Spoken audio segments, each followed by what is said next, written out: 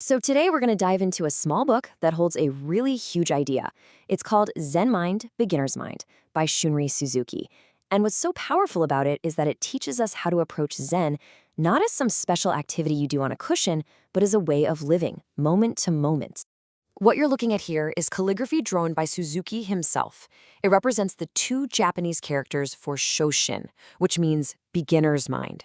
And this one concept, well, it's the heart of everything we're about to explore.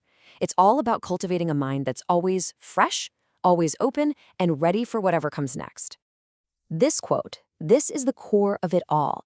What Suzuki is getting at here is that the goal of practice isn't to become an expert who has everything figured out. Actually, it's the opposite. The goal is to keep returning to that pure, open, curious state of a beginner. So this presents us with a choice, one we face in pretty much every moment of our lives. We can approach everything, our work, our relationships, even our chores, with one of two very different mindsets. Let's take a look at how they compare. Okay, so on one side, you've got the expert mind. It's full. It's crammed with habits, opinions, and judgments. It thinks it already knows the answer, so of course it sees very few possibilities. But the beginner's mind? It's empty. Now, don't think of empty as a bad thing here. It's more like a readiness, an openness to everything. It lets us see the world just as it is, without all those filters we usually put on it. All right, let's dig a little deeper into this. What exactly are the qualities that make up this state of Shoshin? What does it actually feel like to live this way? So officially, Shoshin is the state of readiness. It's a mind that's free from all the baggage of what we think we know. And look, this doesn't mean being ignorant or naive, not at all. It just means we're willing to set aside our assumptions so we can actually see things directly in what Suzuki calls their original nature. These are the hallmarks of a beginner's mind. It's a mind that doesn't have that little voice going, "Look at me, I've achieved something." When we can let go of that need, our mind naturally becomes more compassionate, more boundless. It's self-sufficient. It doesn't need a gold star or a pat on the back to feel complete. Now, this is where the rubber really hits the road. Suzuki was so clear that the real place to cultivate this kind of mind isn't often some monastery somewhere. It's right here, smack in the middle of our messy, ordinary, everyday lives. A lot of us have this idea that Zen is about some big, flashy, exciting moment of enlightenment. Suzuki just completely flips that idea on its head. He says, real Zen is found when we just calmly concentrate on the most boring, mundane parts of our day. It's all about finding the profound in the routine. Here is the perfect example from Suzuki himself. When you're in the kitchen chopping an onion, you're not just preparing to make dinner. The act of chopping is the practice. The point isn't the finished meal.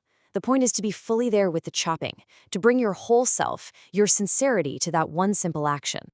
And there's a name for this. It's called Ichigyo Zammai, or one-act samadhi. It simply means giving your full, undivided attention to whatever you're doing. So when you walk, just walk. When you drink your coffee, just drink your coffee. That's it. That's the whole practice. But you might be wondering, okay, but how do I know if I'm making any progress? Suzuki had this really beautiful way of describing it. He said it's like walking in a fog. You don't actually feel yourself getting wet, but if you stay in it long enough, you do. It's all about trusting the process, even when you can't see the results. Okay, let's get super practical. How can we apply this beginner's mind to something we all have to do, something we usually just want to get over with as fast as possible? Yeah, let's talk about washing the dishes. So instead of that usual thought of, ugh, I gotta get these done, try this next time. Just approach the sink with a beginner's mind. What does the warm water actually feel like on your hands? What's the real sound of the plates as they clink together? Can you see the light reflecting on the soap bubbles? And number 4 here, this is the game changer. Let go of the goal to finish. The purpose isn't to have clean dishes. The purpose is simply to wash. Now, that idea, letting go of the goal, that can feel pretty radical, right? It might be the most challenging part of this whole practice. Suzuki called it practicing without a gaining idea. We usually think of practice as a way to get somewhere else, to some future state of peace or enlightenment, right? We call it nirvana. But Suzuki says, nope. Nirvana isn't some destination you arrive at. It's right here, fully present, inside the practice itself. So what does that really mean? It means that your sincere effort to just be present while washing the dishes, that is enlightenment. the whole meaning is found in the sincerity of the action right now, not in some future reward you're hoping to get. So how do you actually start? How can you weave this awareness into the fabric of your day, starting like right now? Well, here's a super simple, totally doable checklist. You could try any one of these today. When you wake up, before your mind starts racing about your to-do list, just feel one single breath, all the way in and all the way out. When you have your morning tea, don't scroll on your phone. Just experience the tea.